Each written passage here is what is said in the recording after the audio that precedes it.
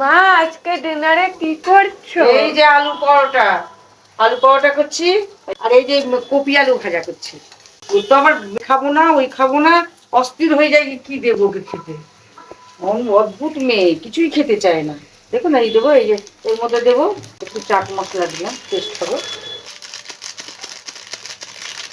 হ্যাঁ, একটু চাট মশলা দিলাম, তারপরে এই যে পেঁয়াজ কুচি, আদা কুচি, লঙ্কা কুচি করে রেখেছিলাম। এগুলো ধনে পাতা থাকলে দিতাম, ধনে পাতা নেই, সেই জন্য এগুলো দিয়েই করবো।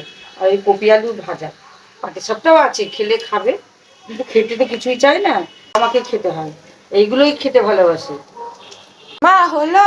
হ্যাঁ হ্যাঁ, হয়ে গেছে। এবার এবার নিয়ে নে তো পরোটা আর কপি আলু ভাজা কিনে। নমস্কার বন্ধুগণ, মেয়েকে আমি খাবার সার্ভ করছি।